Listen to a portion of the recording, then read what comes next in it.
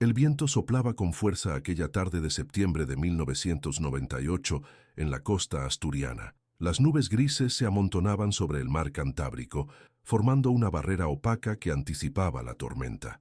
Elena Suárez, una mujer de 32 años, observaba el oleaje desde el acantilado mientras su hija Lucía, de apenas 8 años, recogía pequeñas conchas en la orilla. Habían decidido pasar un fin de semana en la pequeña localidad costera de Luarca, lejos del bullicio de Oviedo, donde residían habitualmente.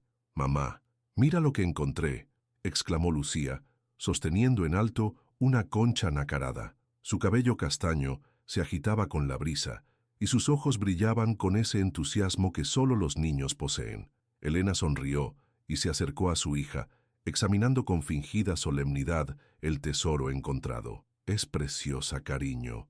Podemos llevarla a casa y añadirla a tu colección». Aquella había sido una semana difícil para Elena.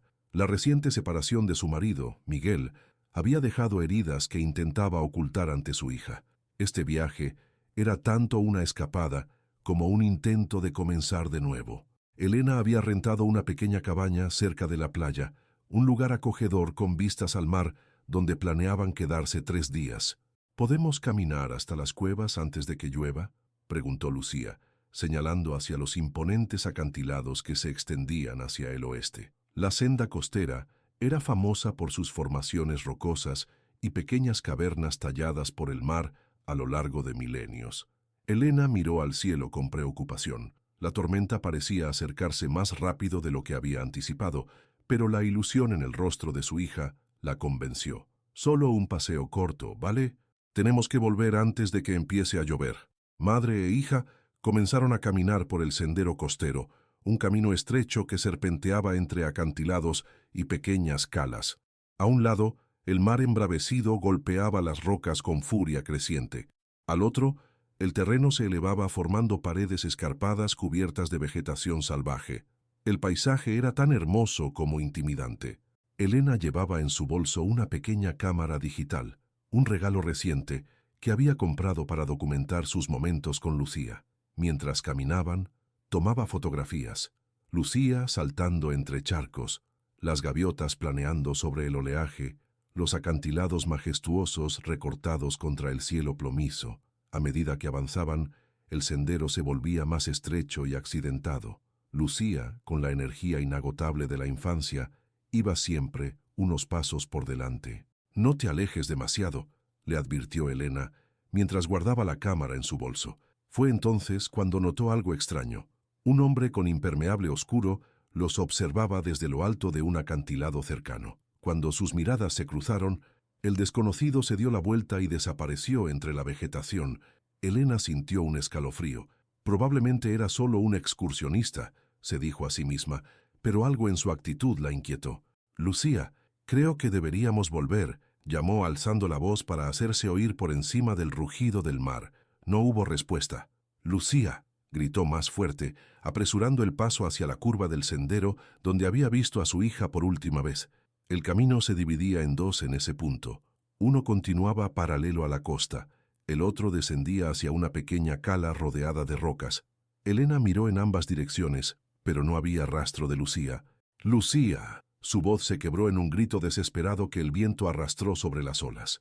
Las primeras gotas de lluvia comenzaron a caer mientras Elena corría por el sendero, llamando a su hija. Bajó hasta la cala, tropezando varias veces en su carrera frenética. La playa estaba desierta. Volvió sobre sus pasos y tomó el otro camino, gritando el nombre de Lucía hasta quedarse ronca. La lluvia arreciaba, convirtiendo el sendero en un barrizal resbaladizo. Elena no se detuvo. Con el corazón martilleándole en el pecho y el terror anudándole la garganta, recorrió cada metro del camino costero. Fue entonces cuando lo vio, un pequeño brazalete de cuentas de colores en el borde del acantilado. Lo reconoció al instante. Era el que Lucía había hecho en el taller de manualidades del colegio. Elena lo recogió con manos temblorosas y se asomó al borde. 20 metros más abajo, las olas se estrellaban contra las rocas con violencia. No había señal de Lucía, solo el mar embravecido devorando la costa piedra a piedra. Elena gritó por ayuda, pero la tormenta ahogaba su voz. Con el brazalete apretado en su puño, Corrió de vuelta hacia el pueblo en busca de auxilio, resbalando varias veces en el barro, levantándose con la determinación que solo una madre desesperada puede tener. Cuando finalmente llegó al puesto de la Guardia Civil en Luarca, estaba empapada y al borde del colapso. Entre sollozos entrecortados, explicó lo sucedido. Los agentes movilizaron inmediatamente un equipo de búsqueda, pero la tormenta que se había desatado con toda su furia dificultaba las operaciones. Esa noche, mientras los guardias civiles, bomberos y voluntarios peinaban la zona con linternas bajo la lluvia torrencial, Elena permanecía en la comisaría, envuelta en una manta, con la mirada perdida y el brazalete de Lucía entre sus dedos. Lo que nadie sabía en ese momento es que la búsqueda que comenzaba esa noche se extendería durante años, y que, incomprensiblemente, no solo Lucía había desaparecido en aquella costa salvaje, sino que Elena Suárez también se esfumaría sin dejar rastro antes del amanecer. La noticia del doble desaparecimiento sacudió la pequeña localidad de Luarca. Los titulares de los periódicos regionales del 14 de septiembre de 1998 rezaban: madre e hija desaparecen misteriosamente en la senda costera. Las fotografías de Elena y Lucía Suárez, proporcionadas por Miguel, el exmarido de Elena, aparecían en todas las portadas. Miguel Álvarez llegó a Luarca la mañana siguiente a la desaparición. A sus 35 años, era un hombre de aspecto serio, profesor de historia en un instituto de Oviedo. A pesar de su reciente separación, el vínculo con su hija seguía siendo inquebrantable. No entiendo cómo pudieron desaparecer las dos, repetía una y otra vez en el cuartel de la Guardia Civil. Elena conocía esa zona. Era prudente, especialmente con la niña. El comandante Javier Ruiz, un hombre curtido con 20 años de servicio, intentaba mantener la calma mientras explicaba la situación. Señor Álvarez, según los testigos, su exesposa llegó sola al cuartel completamente alterada, reportó la desaparición de la niña y se quedó aquí mientras organizábamos la búsqueda. El comandante hizo una pausa antes de continuar. Cuando el agente de guardia fue a ofrecerle un café, aproximadamente a las 10 de la noche, ella ya no estaba. Y nadie la vio salir. La incredulidad en la voz de Miguel era palpable. Fue una noche caótica. La tormenta, la movilización del equipo de rescate. En algún momento, ella simplemente se marchó. Pensamos que tal vez había vuelto a la cabaña que había alquilado, pero allí solo encontramos sus maletas. Los primeros días tras la desaparición fueron frenéticos.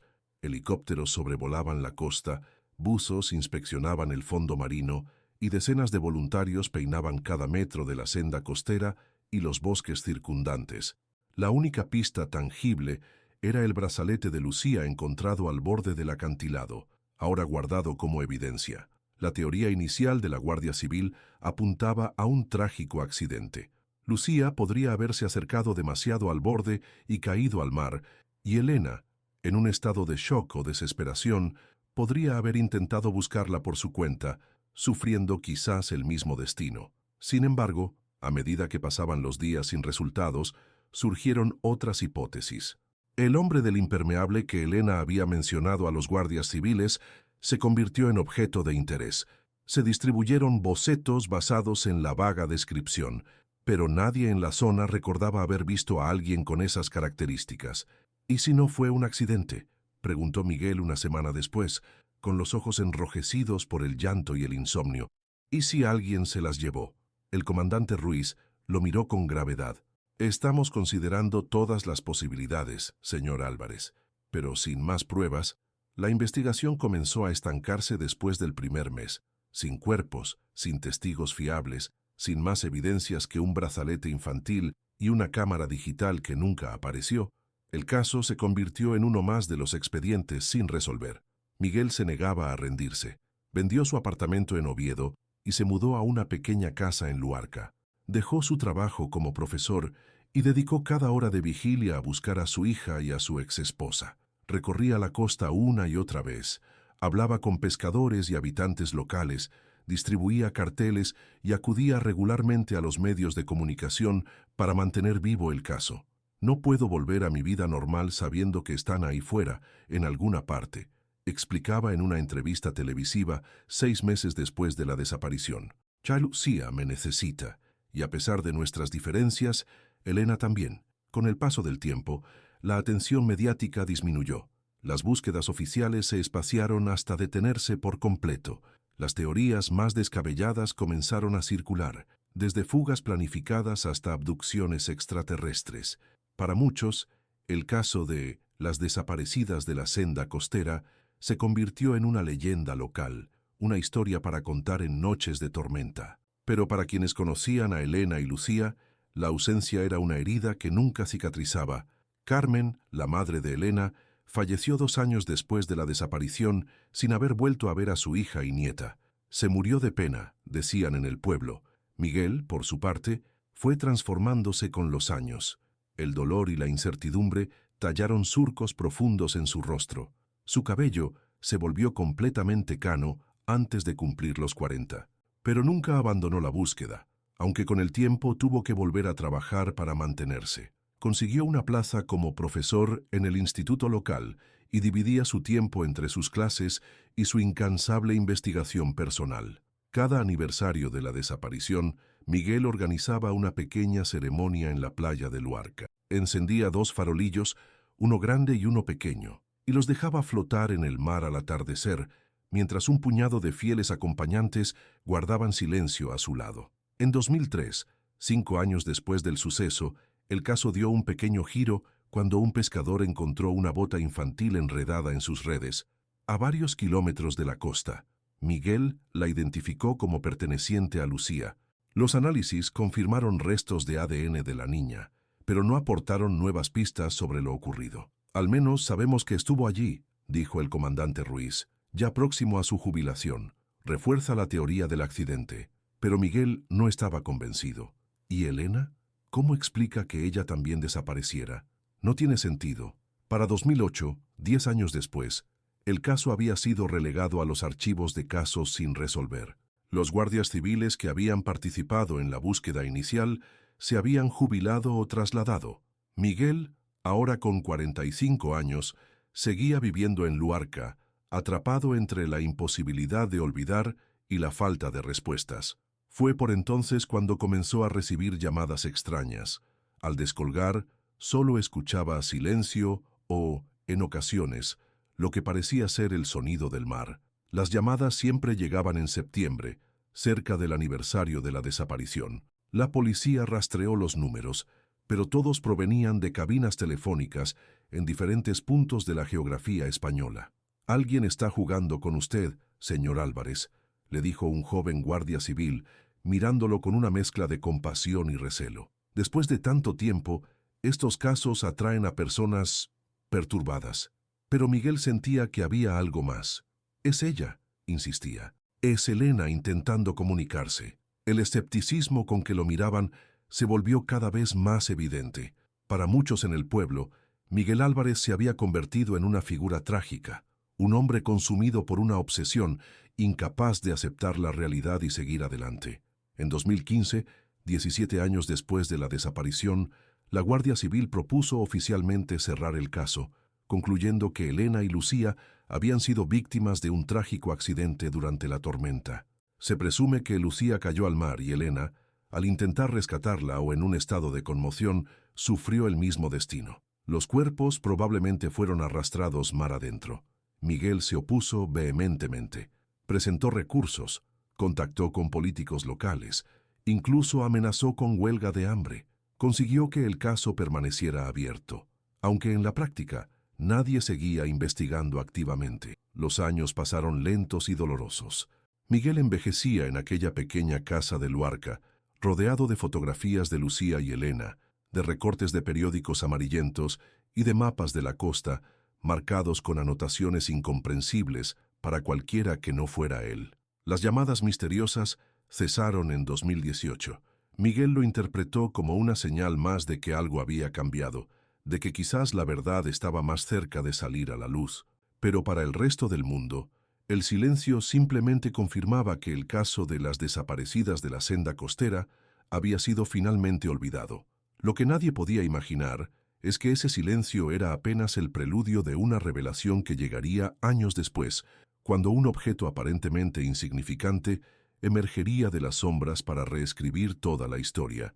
El 15 de marzo de 2024, amaneció en Luarca con una llovizna fina y persistente, tan característica de la primavera asturiana. Para Daniela Méndez, arqueóloga marina de 32 años, era un día más de trabajo en el proyecto de conservación de la costa cantábrica. Su equipo llevaba semanas documentando los daños causados por la erosión en los acantilados de la senda costera, una zona que en los últimos años había sufrido varios derrumbamientos debido al cambio climático y al aumento del nivel del mar. Aquel día, su objetivo era examinar una pequeña cueva marina que había quedado parcialmente expuesta tras el último temporal. Las autoridades locales temían que pudiera colapsar, poniendo en peligro tanto el ecosistema como a posibles excursionistas.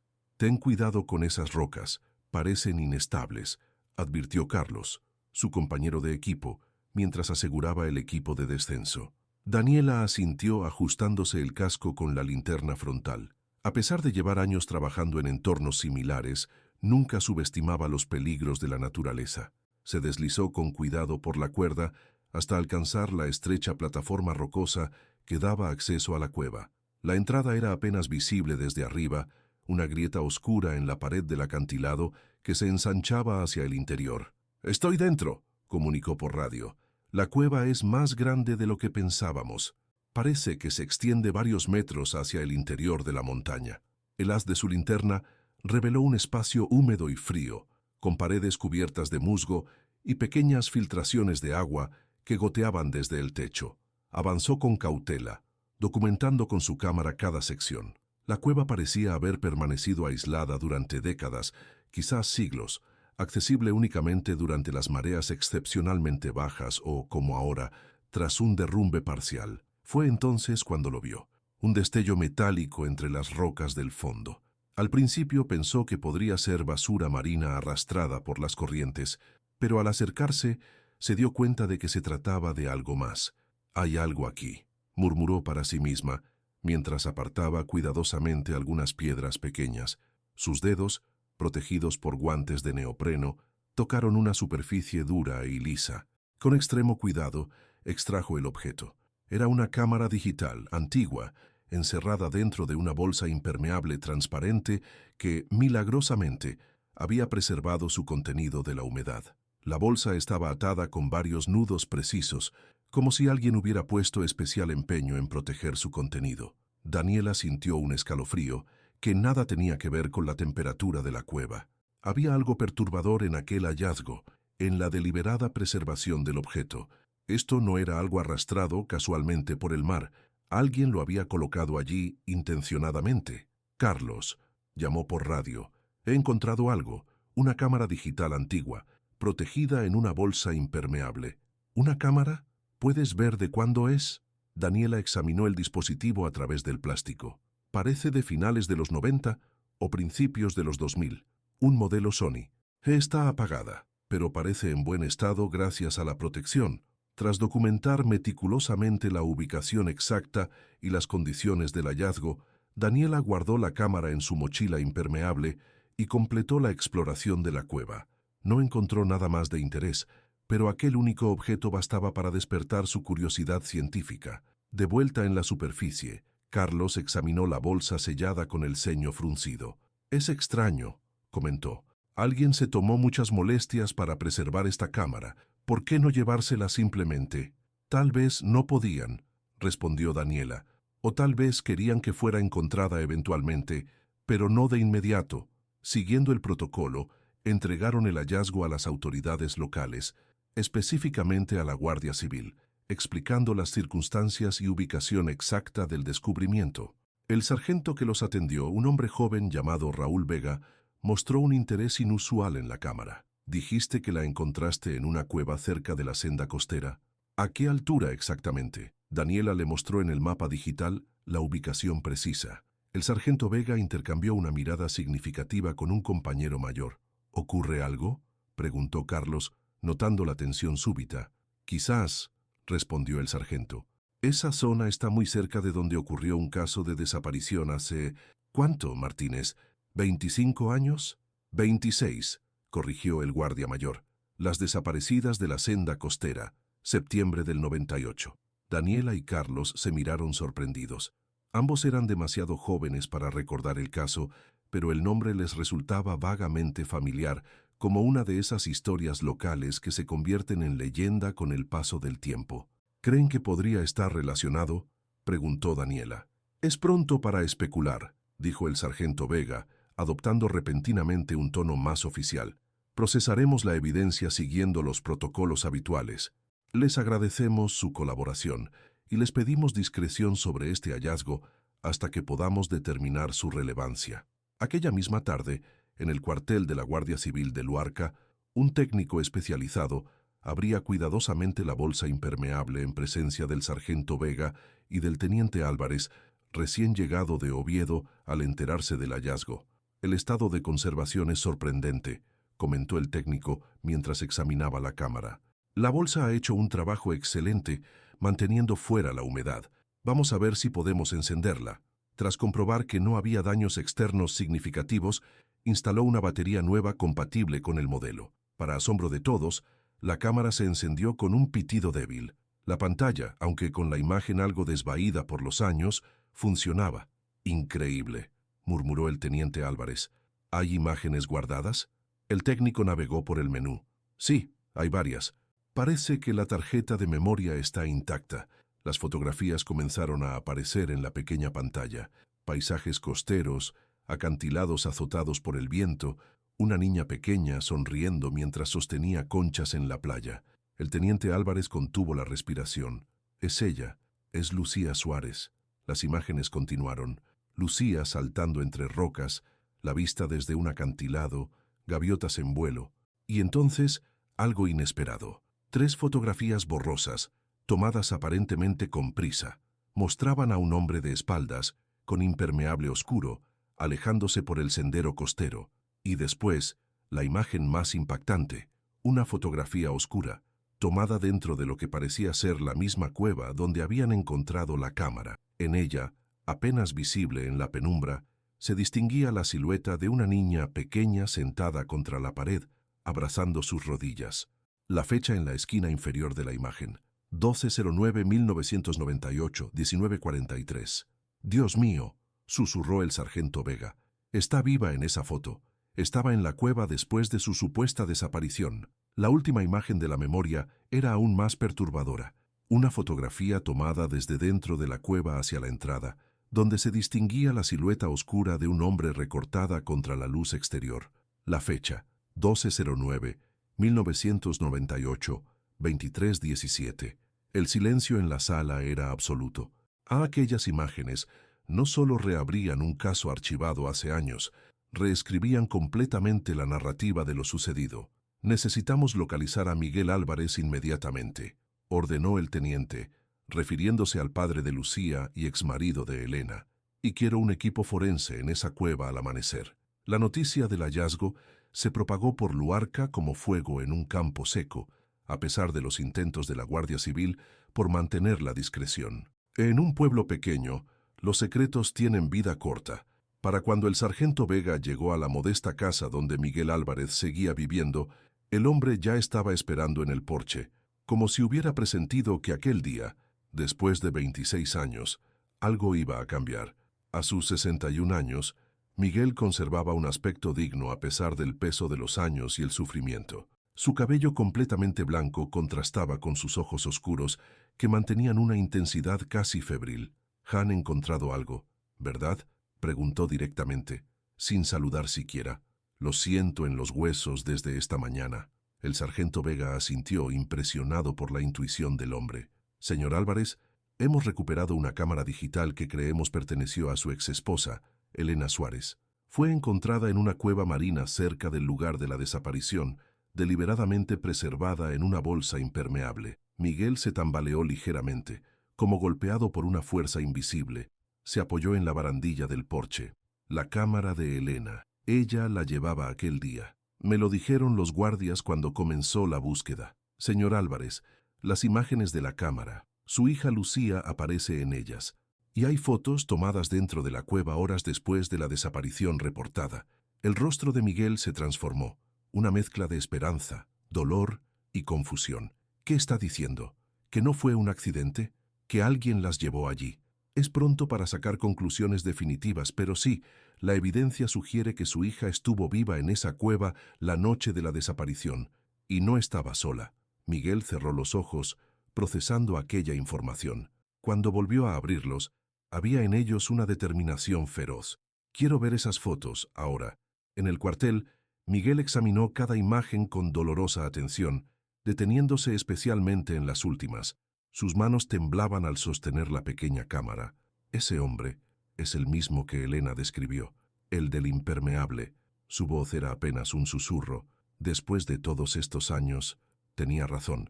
No fue un accidente. El teniente Álvarez puso una mano en su hombro.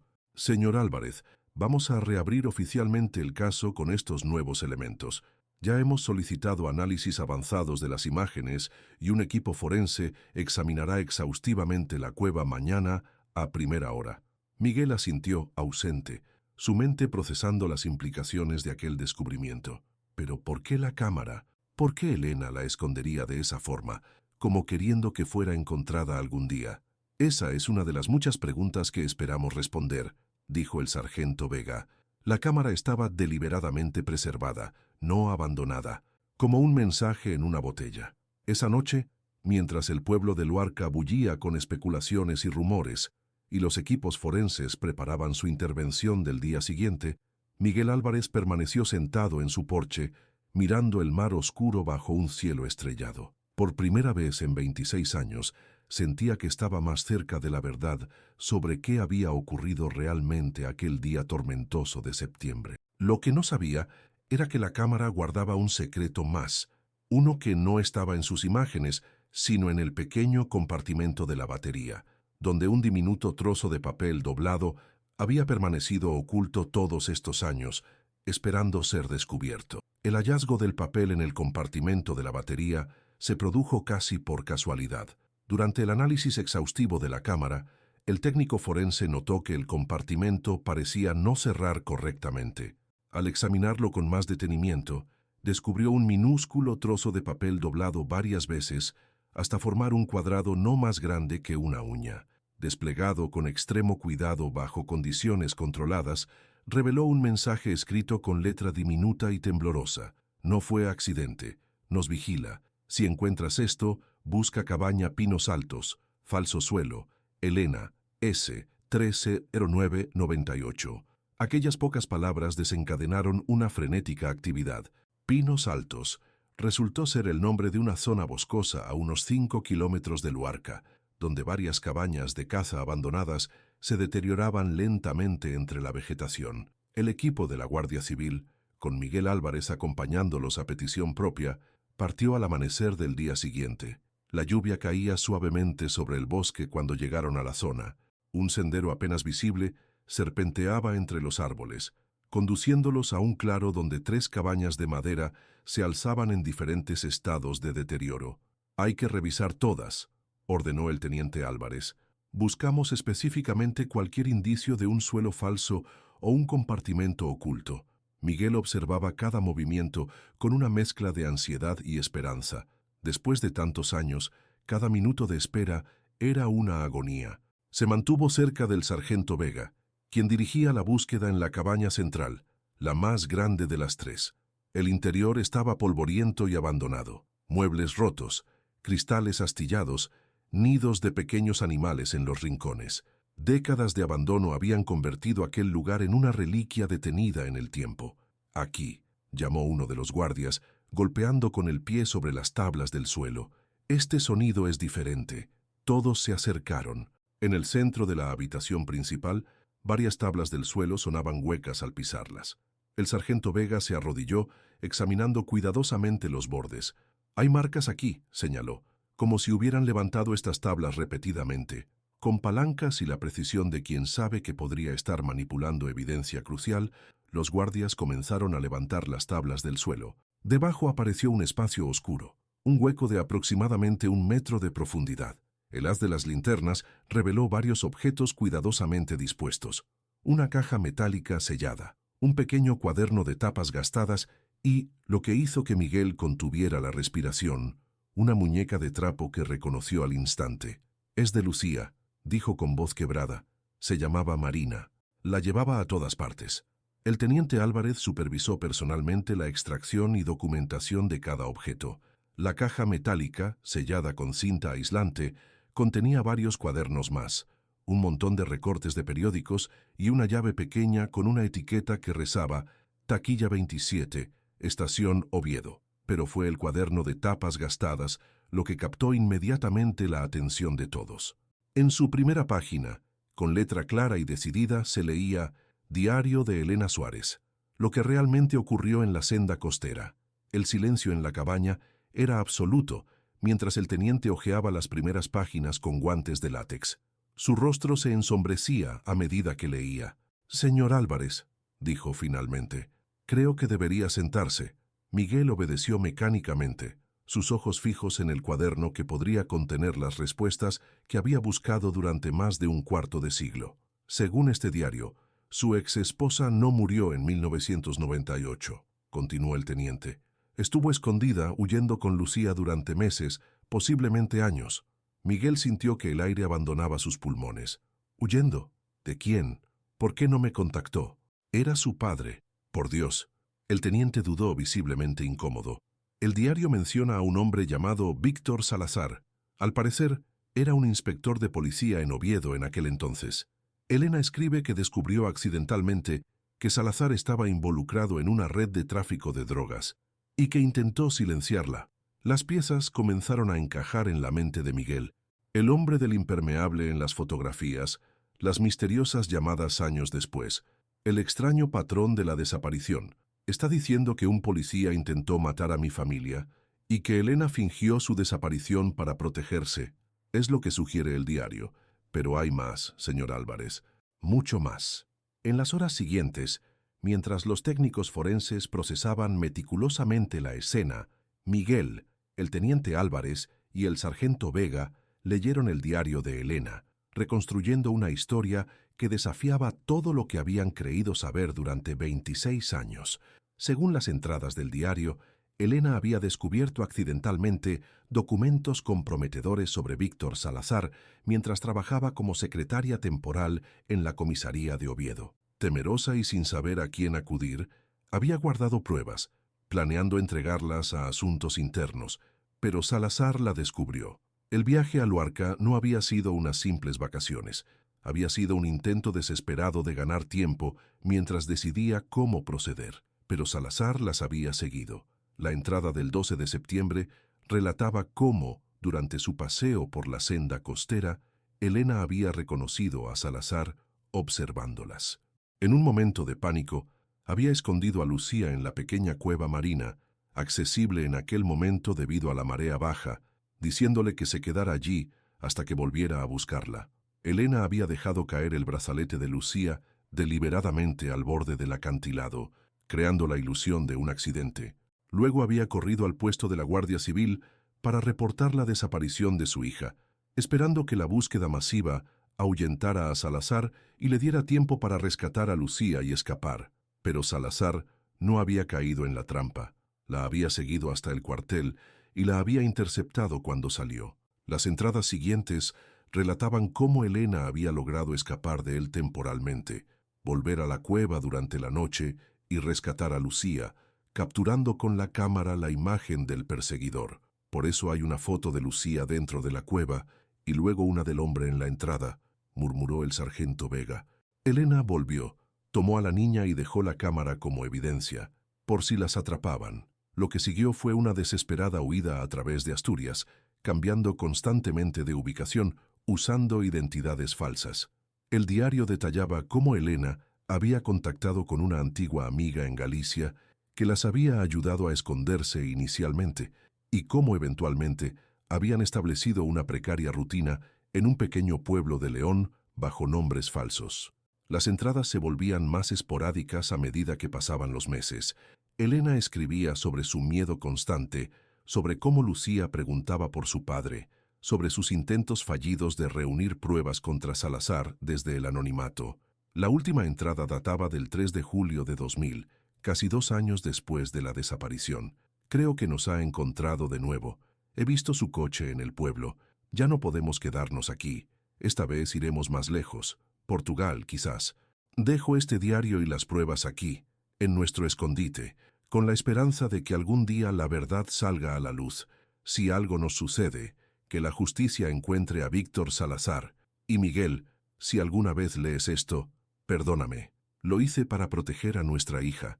Siempre te he querido. Cuando terminaron de leer, Miguel estaba llorando silenciosamente. 24 años habían pasado desde aquella última entrada. ¿Dónde estaban Elena y Lucía ahora? ¿Habían logrado escapar? ¿Estaban vivas siquiera? La llave, dijo de repente, secándose las lágrimas, la llave de la taquilla en Oviedo, debe contener las pruebas que Elena mencionó. Esa misma tarde, mientras un equipo especial de la Unidad Central Operativa se hacía cargo de la investigación, el teniente Álvarez, el sargento Vega y Miguel viajaron a Oviedo. La estación de autobuses había sido renovada desde 1998, pero para sorpresa de todos, las antiguas taquillas seguían en el sótano, ahora utilizadas como almacenamiento. La número 27 estaba oxidada y cubierta de polvo. La llave encajó perfectamente, aunque costó girarla. Dentro encontraron un sobremanila sellado con cera.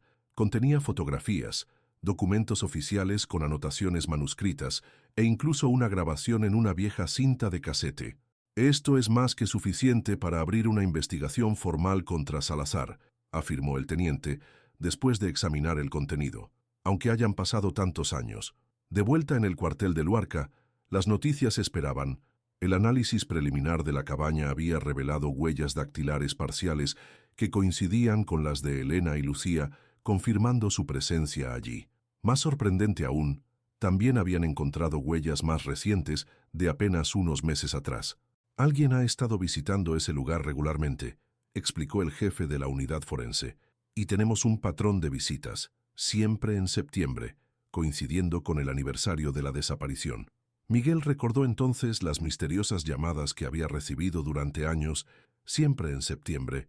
Era ella, susurró, intentando saber si era seguro volver. La investigación sobre Víctor Salazar reveló que había ascendido notablemente en los años posteriores a la desaparición, llegando a ser comisario en Gijón antes de retirarse en 2015. Vivía ahora en una lujosa casa en la costa mediterránea, aparentemente disfrutando de una cómoda jubilación. Cuando los agentes de la UCO llegaron a detenerlo 3 días después, Salazar intentó huir, confirmando implícitamente su culpabilidad. Durante el interrogatorio, enfrentado a las pruebas conservadas por Elena, finalmente confesó. No solo había estado involucrado en tráfico de drogas, sino que había eliminado a testigos potenciales en al menos 2 ocasiones anteriores. Pero no las maté, insistía refiriéndose a Elena y Lucía. Las busqué durante meses, años incluso, desaparecieron completamente. Creí que habían muerto en algún lugar, tal vez intentando cruzar a Portugal. Mientras Salazar era procesado, la búsqueda de Elena y Lucía se intensificó. Se emitieron alertas internacionales, se publicaron sus fotografías actualizadas mediante progresiones de edad, se rastrearon posibles identidades falsas en España y Portugal. Fue una publicación en redes sociales ampliamente compartida en toda la península, la que finalmente dio resultado. Una mujer en Aveiro, Portugal, contactó con la policía. Creía reconocer a su vecina, una española llamada María Sousa, que vivía con su hija Sofía desde hacía más de 20 años, regentando una pequeña librería. El 7 de junio de 2024, casi 26 años después de su desaparición, Miguel Álvarez viajó a Aveiro acompañado por el sargento Vega. La pequeña librería Horizontes estaba situada en una calle tranquila cerca del Canal Central. Cuando entraron, una mujer de unos 55 años ordenaba libros tras el mostrador. A pesar de los años transcurridos, Miguel la reconoció al instante. Sus miradas se encontraron y el tiempo pareció detenerse. Elena, ahora María, dejó caer el libro que sostenía. Su rostro reflejaba una mezcla de terror, sorpresa y, finalmente, una cautelosa esperanza. «Está detenido», dijo ella, con voz apenas audible. «Lo vi en las noticias, pero no podía creerlo. Después de tanto tiempo, está confesando todos sus crímenes», confirmó el sargento Vega. «Ustedes ya no están en peligro». Elena cubrió su rostro con las manos y su cuerpo se sacudió con sollozos silenciosos, décadas de miedo constante, de mirar sobre su hombro, de inventar historias y vivir en las sombras, todo ello desapareciendo en un instante. Miguel se mantuvo en silencio, abrumado por emociones contradictorias, alivio, rabia, alegría, dolor, todos mezclados en un torbellino que amenazaba con derribarlo. ¿Dónde está ella?, preguntó finalmente. ¿Dónde está Lucía? Como respondiendo a su pregunta, la puerta trasera de la librería se abrió y una mujer joven entró. Se detuvo en seco al ver a los visitantes, sus ojos, idénticos a los de Miguel, abriéndose con sorpresa. A sus 34 años, Lucía, ahora Sofía, era una mujer hermosa, con el mismo cabello castaño que Miguel recordaba, aunque ahora corto y elegante. Se parecía asombrosamente a la Elena que él había conocido en su juventud. ¿Papá? La palabra salió como una pregunta, un suspiro cargado de incredulidad. Miguel asintió, incapaz de hablar. Lucía corrió hacia él y, tras un momento de duda, lo abrazó con fuerza. Elena se unió a ellos y por primera vez en 26 años, la familia, desgarrada por el miedo y las circunstancias, volvió a estar unida. Las semanas siguientes fueron un torbellino de emociones y ajustes. Víctor Salazar fue formalmente acusado de múltiples delitos, incluyendo intento de asesinato, obstrucción de la justicia y tráfico de drogas. La historia de las desaparecidas de la senda costera ocupó portadas de periódicos y telediarios, esta vez con un final que nadie había imaginado posible. Elena y Lucía regresaron a España, aunque no sin cierta reticencia. 26 años en Portugal las habían transformado. Aquel país era ahora su hogar tanto como España lo había sido alguna vez. Lucía, especialmente, tenía toda una vida construida allí, amigos, recuerdos, incluso un prometido. «Ya nunca dejé de buscarlas», le confesó Miguel a Elena una tarde, mientras caminaban por la playa de Luarca, el mismo lugar donde todo había comenzado. Incluso cuando todos me decían que estaban muertas, que debía seguir adelante. Elena miró hacia el horizonte, donde el mar y el cielo se fundían en una línea difusa. «Lo siento tanto, Miguel. Te robé tantos años con ella, pero tenía tanto miedo. Salazar había matado a personas, tenía contactos en la policía. No sabía en quién confiar. Hiciste lo que creíste mejor para protegerla», respondió él. «No puedo reprochártelo». El caso de Elena y Lucía Suárez obligó a una revisión de otros casos no resueltos vinculados a Víctor Salazar. Se descubrió que la red de corrupción que Elena había destapado accidentalmente en 1998 había sido más extensa de lo que nadie imaginaba, implicando a varios agentes de policía y funcionarios que ahora enfrentaban la justicia. La cámara digital, preservada durante tantos años en aquella cueva marina, fue devuelta a Elena como recuerdo de su valentía y astucia. Sabía que si la escondía allí, en un lugar que solo yo conocía, quizás algún día alguien la encontraría si nos pasaba algo, explicó. Era mi seguro, mi botella lanzada al mar de la historia. Lucía, por su parte, estableció una relación cautelosa, pero cada vez más cercana con el padre que apenas recordaba. Las historias que su madre le había contado durante años, de un hombre bueno que las había amado profundamente, resultaron ser ciertas. Venía a Luarca cada año, le contó a Miguel una tarde, desde que cumplí 20 y entendí completamente nuestra situación. Mamá nunca vino, tenía demasiado miedo, pero yo sí. Me quedaba en un hostal, te observaba desde lejos. Te veía encender aquellos farolillos cada septiembre. ¿Eras tú quien llamaba?, preguntó Miguel, recordando aquellas misteriosas llamadas silenciosas. Lucía asintió. No me atrevía a hablar, pero necesitaba oír tu voz, saber que estabas bien. La cabaña de Pinos Altos, donde Elena había escondido sus pruebas y diarios, se convirtió en un lugar de peregrinación para curiosos y periodistas. La Guardia Civil tuvo que acordonar la zona para preservarla como escena del crimen. La cueva marina, por su parte, quedó parcialmente sellada tras un nuevo derrumbe, como si la naturaleza quisiera proteger sus secretos.